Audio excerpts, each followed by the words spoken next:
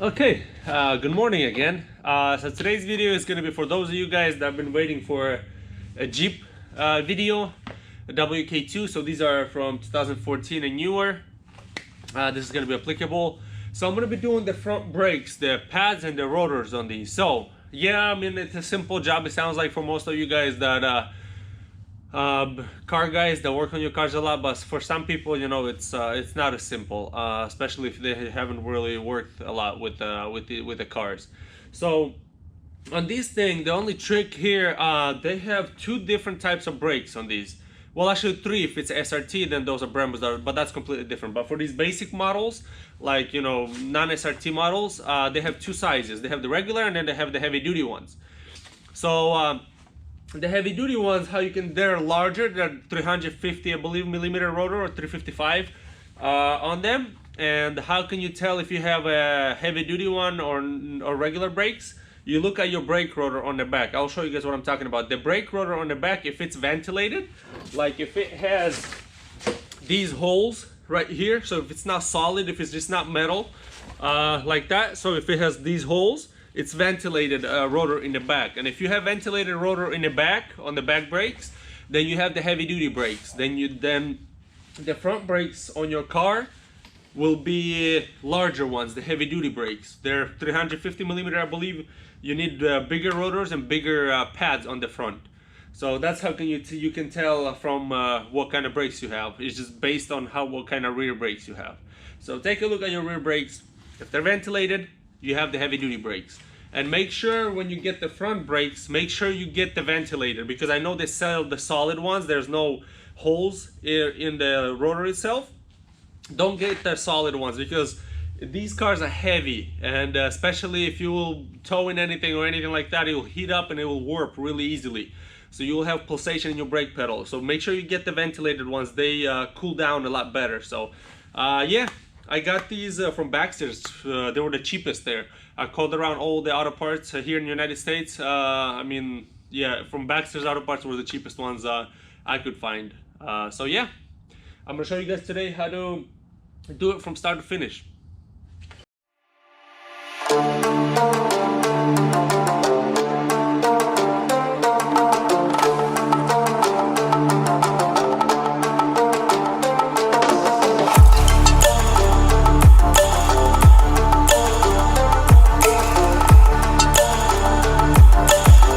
So we got the wheel off. So now you see these bolts right here, we're gonna take the calipers completely off. So this bolt and the one on the bottom right there, I believe those are like 19 millimeter bolts. We're gonna get 19, take those off, pull the caliper, and I'm either gonna get a bungee cord and just hold it, hang it so it doesn't, you know, damage the line, the brake fluid line, or I'm just gonna set it somewhere on the control arm or something so it doesn't, you know, damage the line, like I said. So that way, once I pull the caliper completely off, then I'll take the rotor off. Or you can go the other way around. You can just take the pads, just take these bolts out right here, from right here. That will allow you to pull the caliper off, and then compress the caliper, put the pads in, and then take the caliper off as a whole, or either way works. But I'm gonna take the caliper completely as assembly with these big bolts. I'm gonna take it off, slide it completely off, compress it that way, and then put the pads in, put the rotor on, and I'm just gonna slide it on. So that way I don't have to do it twice, but you can do it whichever way you choose to.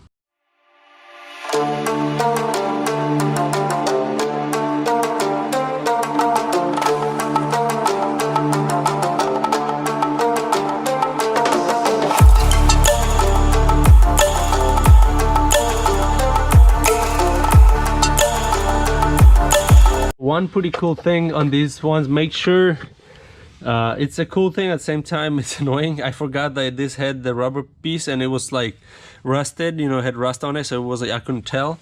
But in this groove there's a rubber O-ring that holds the rotor in place. So make sure you take the O-ring carefully off, and then the rotor comes right off pretty easily. So you can see my pads are not they're not bad at all. Like I could have went more on these pads, but my rotor really pulsates. Like you can see how dark that is, how much burn marks it has.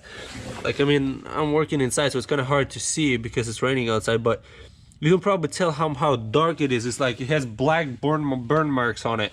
So it got hot. Even though it's ventilated, it still got hot.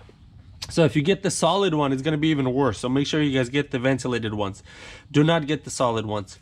So yeah, that's how you get the rotor off. Now I'm gonna take the pads out, and then I'm gonna try to compress the 2 pistons right there in the caliper. Once I compress the 2 pistons, I'm gonna put the new pads in. I'm gonna take this bracket off, and then put the 2 pads in, and then put the new rotor on, and it's back together in reverse motion.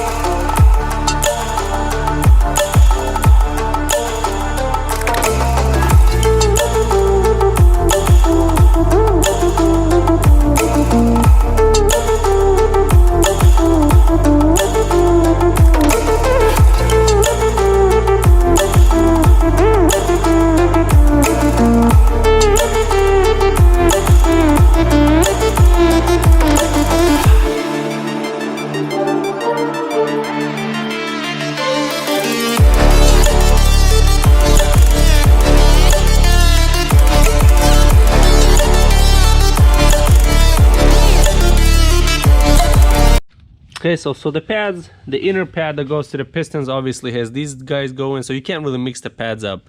So you put this one in the piston and then this one on the outside. But yeah, these are my pads. They're got maybe 6-7 millimeters on the outside, about 7 or 8 on the inside pad. So my pads were good. The rotors were, you know, pulsating. When I would speed up and press on the brakes, it would, like, you know, pulsate.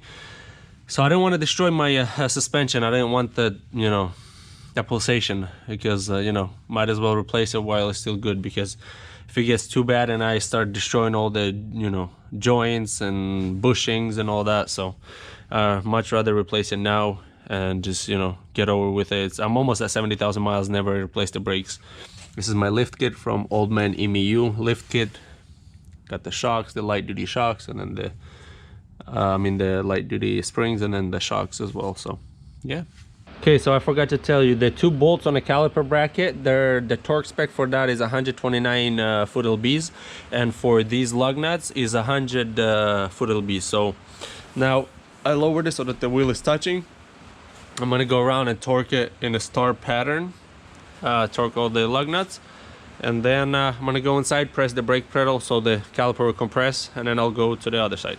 So now we're at this side, so we're gonna do the same thing to this side. Take the wheel off, take the caliper with the bracket off together, hang it so it's hanging over there so it doesn't damage the brake fluid lines, and then take the rotor off, put the rotor on, swap the pads. But you gotta take this tensioner bracket off the caliper to put the pads in, because it has compression, so resistance, I mean, or compression, whatever you want to call it. So it's hard if you don't take this little bracket off the caliper. It's hard to put the pads in, so make sure you pop the bracket off, put the pads in, put the bracket back on. We'll obviously compress the pistons in the caliper first, and then put the bracket back on, put the pads in, and put it on, and then torque it to 129 foot lbs, the bracket for the caliper.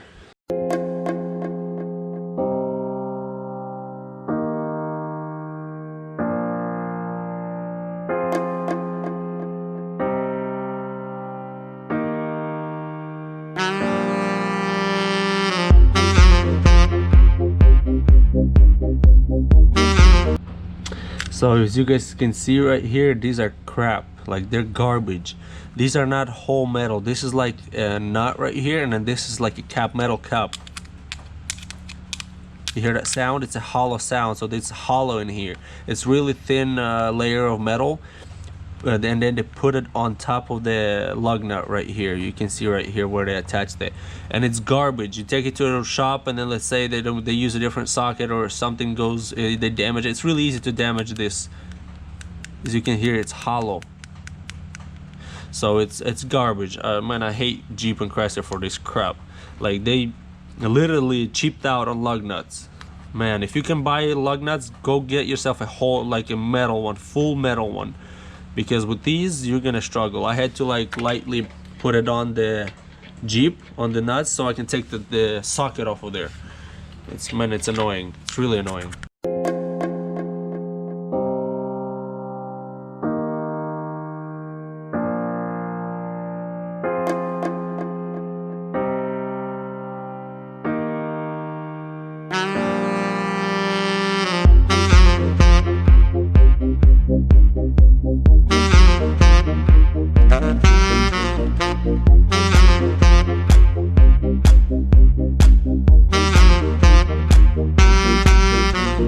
Okay, so that's gonna be it for today's video. I torqued the caliper bracket with the caliper, 129 foot lbs as it calls for. The wheels, 100 lbs. I went around twice just to double check. So that's pretty much it. It's really simple. And then before you drive out, make sure you press the brake pedal a couple times to compress the caliper so your brakes work. Because last thing you need to start it up, put it in gear, and then ram into something. So yeah, it's a pretty simple job. Hope you guys enjoyed it. Pretty straightforward. Hope it helped somebody out. So yeah, that's gonna be it for today's video. We got a Dodge Ram EcoDiesel that we did a few nice things. We got a few different cars that we're gonna be posting, but Chrysler, Jeep, Dodge related. We got a 1500 EcoDiesel that we did a few things, so I'm gonna do a video on that soon.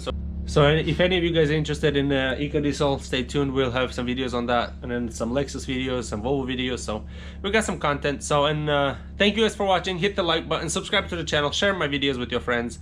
Tell them to subscribe. It would help me out a lot. But for today, that's it. Thank you guys for watching again. See you next time.